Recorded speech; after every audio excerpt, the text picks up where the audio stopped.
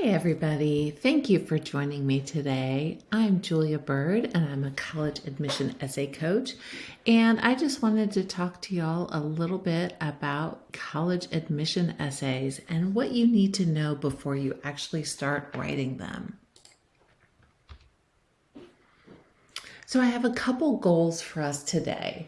First, I appreciate you coming to this and listening to me. I know that writing these essays isn't always on the top of anyone's what I want to do today list, but I promise you that you will be so glad you got this jump start on your essays. So during our time together right now, we're going to do a couple of things. Number one, we're going to talk about what the college essay is and how it's different from what you might be used to writing, and what the essay is designed to do as part of your college application. We're going to talk about what topics you might want to write your essay on, and also what topics you might want to avoid. We're going to go over two common essay structures, the montage and the narrative. And I'm also going to read two essays to you, one of each style, and ask you to think about what sets them apart, not only from each other, but from a traditional essay that you might be writing in English class. But before we get into all of that, the point of the college essay is to share something about yourself that an admission officer might not otherwise know. You might also want to share what's important to you and share what makes you you. Now, I'm not going to bore you with too much about me and a long bio, but here are some fun facts I will share with you. And they're stories that I could write about in an essay. So the first is, yes, I got bit by a copperhead during COVID, and no, I'm never going to weed my garden again. I lived in Brussels for 2.5 years, a little over 10 years ago, but I still dream about their waffles regularly. And last, my daughter and I enjoy going to concerts and being in the pit, and this was us, or me, a couple of years ago seeing Imagine Dragons here in the Woodlands. But then there's also a few things of me that would not be in my college essay. Instead, it would be in my resume. One of those would be I've been a writer for more than 15 years, and I've been doing essay coaching for over 5. I recently went through the entire college admissions process with my class of 2021 daughter, and just went through it even more recently with my class of 2023 son. And we all came out the other side and lived to tell the tale, and I guarantee that you will too. So the college admission essay, or the personal statement, as you might also hear it called, is the main essay that many schools require as part of your application package. So in its most basic terms, it's about a 650-word, roughly, story about you that shows who you are and why you'd be a great addition to the school you're applying to. So in it, you want to show several different sides of you. What's important, what you've done, seen, or learned, maybe even how you like to spend your time. While the rest of the application shows what you've done, the essay is your chance to show why you do the things you do. It's also the only part of your application right now that you still have complete control over. By now, if you're a rising senior, almost everything in your application is set. Test scores, activities, GPA, ranking, the classes you have taken or will take your senior year. But your essay is the part you still have complete control over. Now here is what else that essay does. It's an opportunity to share an experience, an object, or a hobby, no matter how silly or unusual, that demonstrates your best characteristics.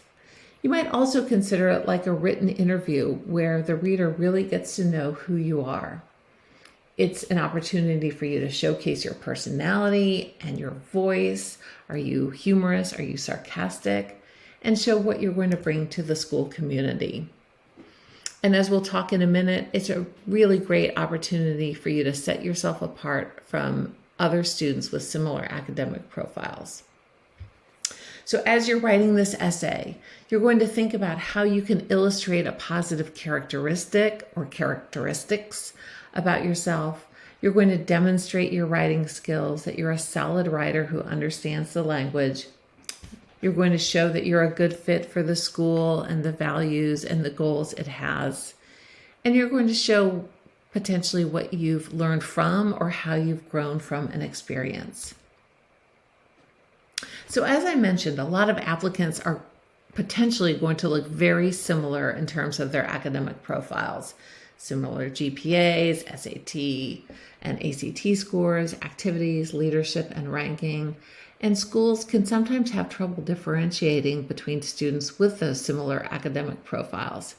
So take these two students, for example. These are two local high schools, and they have very similar, on paper, characteristics. So which student should a college admit? So one way they might decide is the college essays. Now, it's not the only way they might decide, but it can be an important way. They can help admission officers evaluate right fit students. And as the Duke Dean of Admissions says, we have the luxury of choosing the interesting students from among the smart ones. Okay, so now that we know what role essays can play in an application, what are the things that you want to include in a really great admission essay?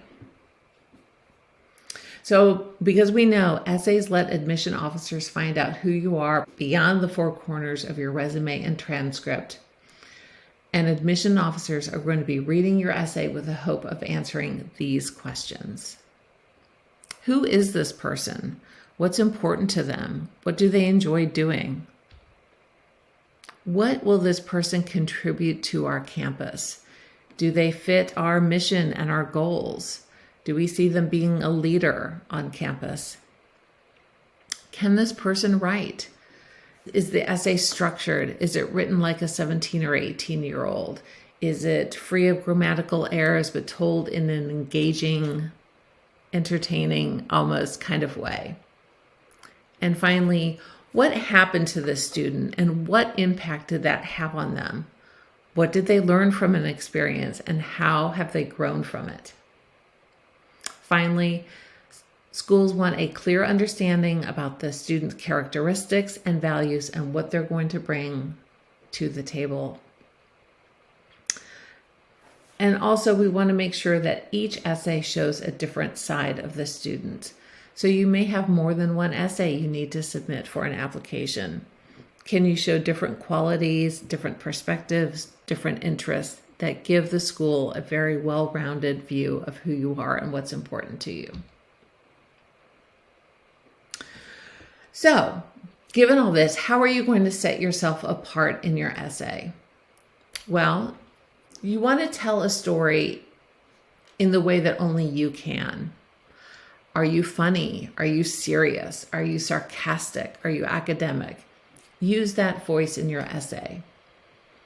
We want to show the lessons you've learned or how an experience has changed you. And we also want to think about these questions and how we can answer them in our essay. Who am I? What is my family like? My background, my culture, my interests? What am I good at? What are my hobbies? Where do I go to work? What extracurriculars am I involved in? What's something kind of cool about me? What's something unexpected, interesting, or fun?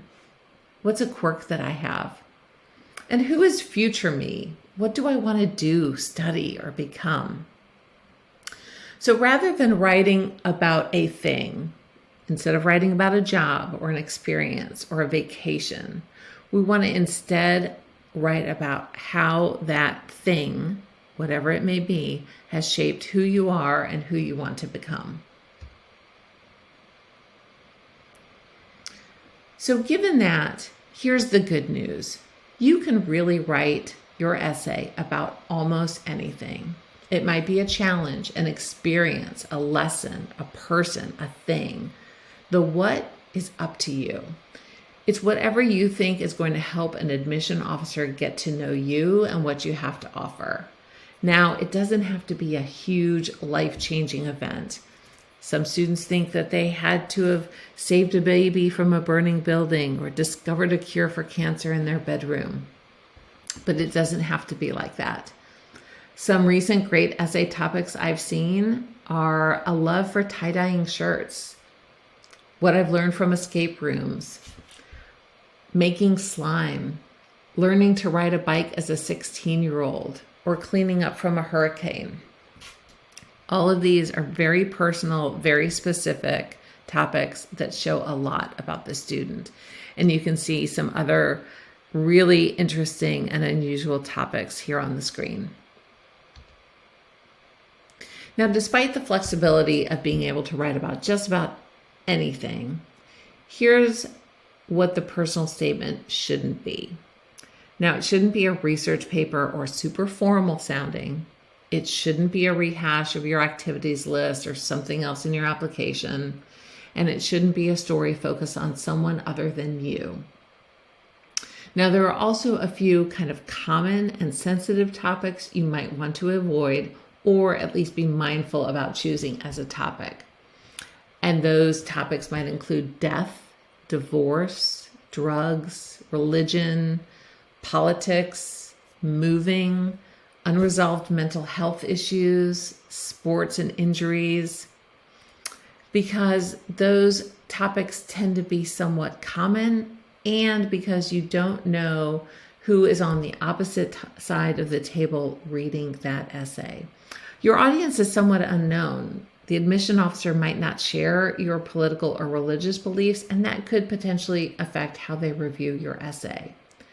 Or if they feel you're undergoing something that might prevent you from being successful at college, like an unresolved mental health issue, that could also potentially negatively impact your application. Topics like injuries, a torn ACL, winning or losing the big game, going on a mission trip, those can be difficult topics because they're harder to stand out with those. They're very common. Doesn't mean you can't write about them. It just means you should be more mindful of the lessons learned. So given that it's harder to stand out with how experiences have changed you in common topics, you want to think about how can I turn that topic into an essay that only I could write. So you may have some questions about the purpose of your essay, the prompts you're going to be addressing, or the topics to be mindful of. But hopefully we're answering those questions. Now we're going to go back to what makes up a great admission essay. Some elements include those values and characteristics. What qualities are important to me? Writing ability. Can I write and write well? Am I able to show my story and not just tell it? Have I learned something about myself and the world around me from this topic or experience? Can I reflect on what's happened to me? And vulnerability. I'm able to show a side of myself that might be a little kind of embarrassing or may not put you in the best light, but you've learned from it. So let's talk real quick about two popular essay structures. We've got the montage and the narrative. The montage is kind of a cinematic example. A few images tell the whole story, and you can use this technique for your essay. Now, you can't always discuss every single aspect of your life, but you can show the reader a few important points through a single lens or a metaphor. So you might ask yourself, what's something I know really well? And does this thing let me explore several aspects of my character? Some examples might be the 5 qualities that make you a good doctor, 5 stickers on my laptop that show the things I'm passionate about. Maybe it's how posting inspirational quotes on Instagram helped you decide to be a psychologist, or 5 things you learned about life from Keeping Up the Kardashians. Now, which essences or objects or experience you should choose, that's totally up to you. But you just want to have a common theme running through it. Like marriage in this little montage imagery of the movie Up. You can see several different images of the lifetime of this couple, but it's all connected by the single theme of love or marriage. So I'm going to read a sample montage essay called My Haircuts. Now, I want to point out that while I'm showing these to you as sample essays, I encourage you to take them with a grain of salt. Writing is very personal and can vary greatly from person to person, so don't read this and think, oh, I could never write like this. Remember, colleges are looking to see if you can write, and we know you can, and they're looking to learn why you'd make a great addition to their campus. So here we go. Sophia, what did you do? There I stood, safety scissors in hand, a chunk of my bangs scattered across the pantry floor. It wasn't like 4-year-old me to do something rash, yet I did. This wasn't something I couldn't undo. Everyone would stare and I'd have to live with my choice, but each hairstyle of mine has brought different experiences and each has taught me something new about myself. Now in high school, the same feeling overcame me. The gap in my bangs, now a bulky brace on my knee. I'd torn my ACL and agreed to stand in front of the football field instead of marching. Everyone is looking at me. Suddenly, all my negative thoughts and insecurities were magnified. The band entered the field behind me. How badly I wanted to be with them. I lifted my clarinet, regretting I'd agreed to this. 1, 2, 3, 4. My head was somewhere else, but my fingers knew what to do, and I played despite the overwhelming desire to disappear. The drum major dropped his hands, and I played my last note. The bangs were cut, the performance was over, yet nothing changed. No one looked at me differently, no one said anything. In that moment, I realized I'm the one in control of how I deal with whatever life throws at me. No one else's thoughts could change my experience, only my own. I looked into the mirror, adjusting the giant headband that held my hair, including my now long-gone bangs, in place. I felt prepared. Even if everything else went wrong, I knew my hair was under control. Preparing for my driving test, I needed that comfort. For weeks, I practiced using my school's parking cones. But one thing I couldn't get was backing in. How could I avoid the cones if I could barely see them? I kept trying. Soon it began to click. Pull forward, reverse, turn, straighten, brake. Over and over. My uncertainty turned to stability and even confidence. The day of the test came. I remembered the steps I'd practiced and I passed. I pulled out of the lot smiling. Practice, much like my headband, provided the extra boost I needed to perform at my best.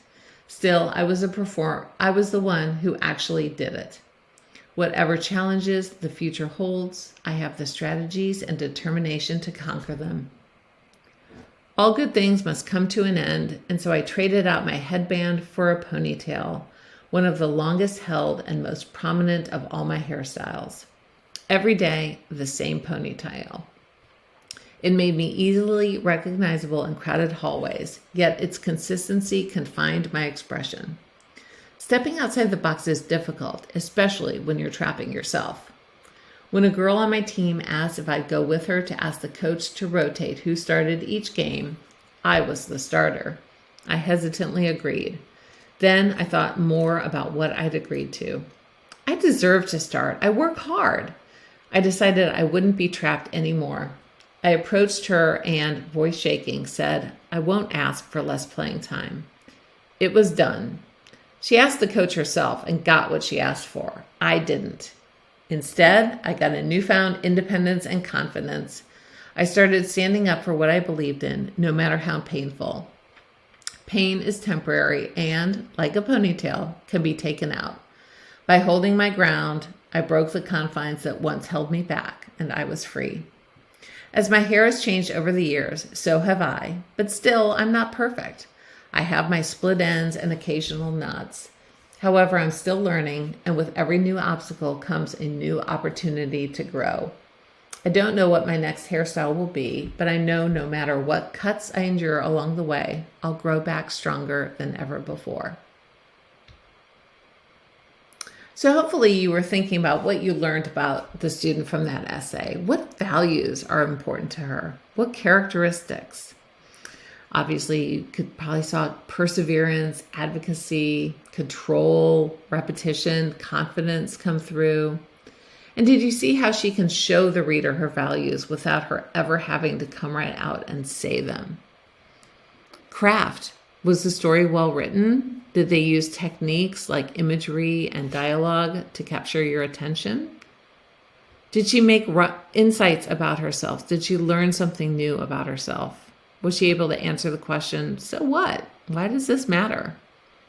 And did you feel like she's sharing a side of herself that she might not ordinarily share?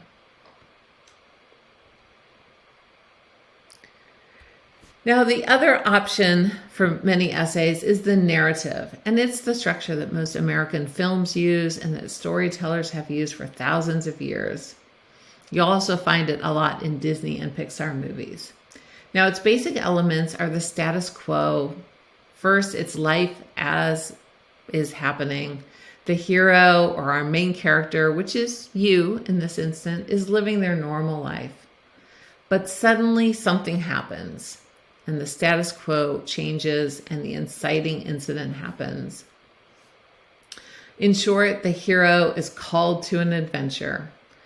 And then we see the raising of the stakes where things get more dangerous and important until you have the moment of truth, the moment of the highest tension where you must make the ultimate choice or perhaps even fight the ultimate battle.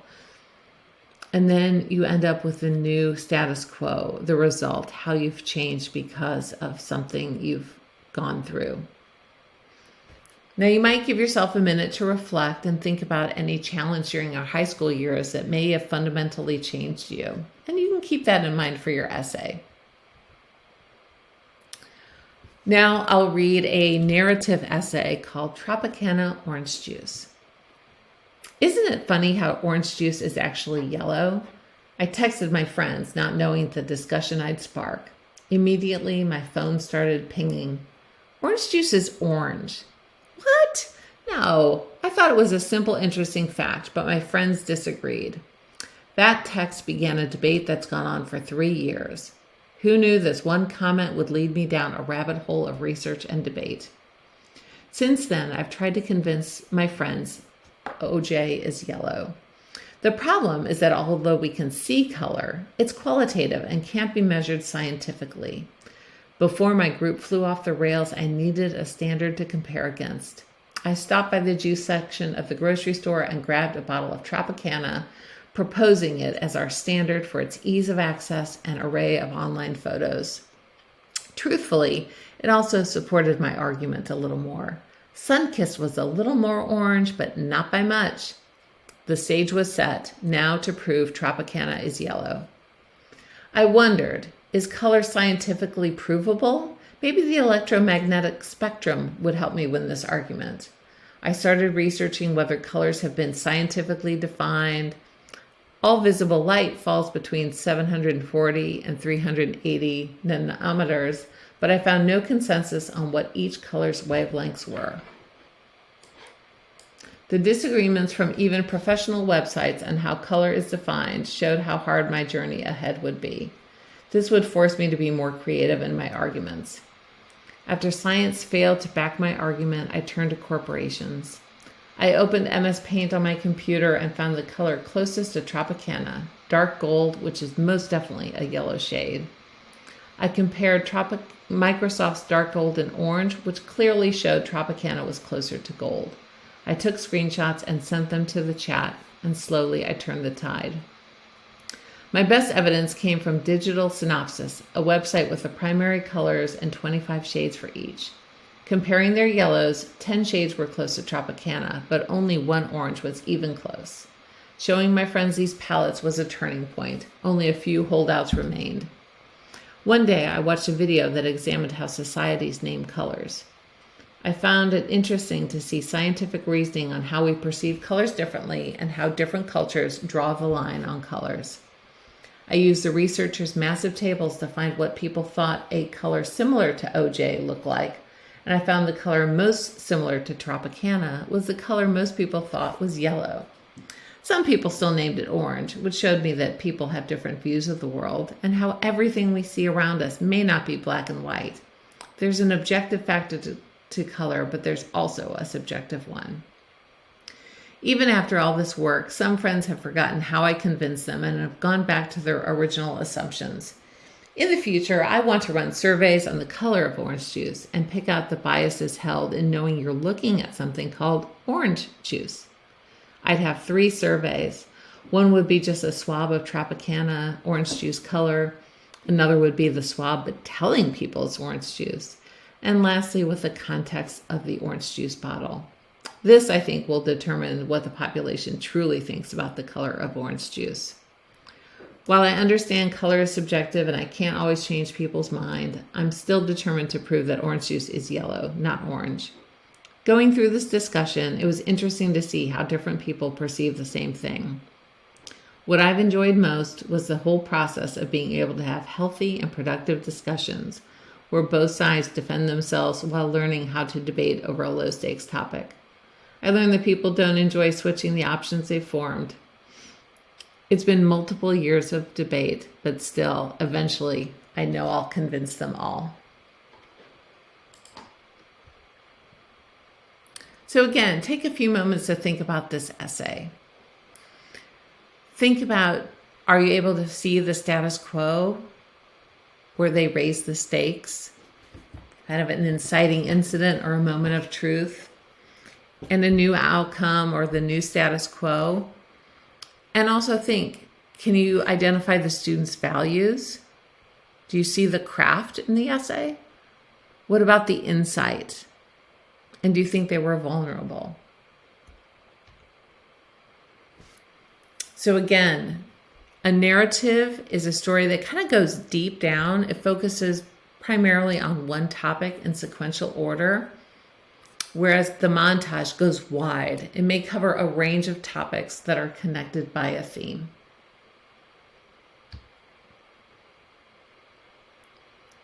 And now it's time to go on to the good stuff. Finally, we're going to talk about figuring out a topic. So now that you know a little bit more about what the admission essay is, how it might sound, and what topic you might write it on, it's time to go onto the brainstorming and do some writing. Thanks for joining me, and good luck writing.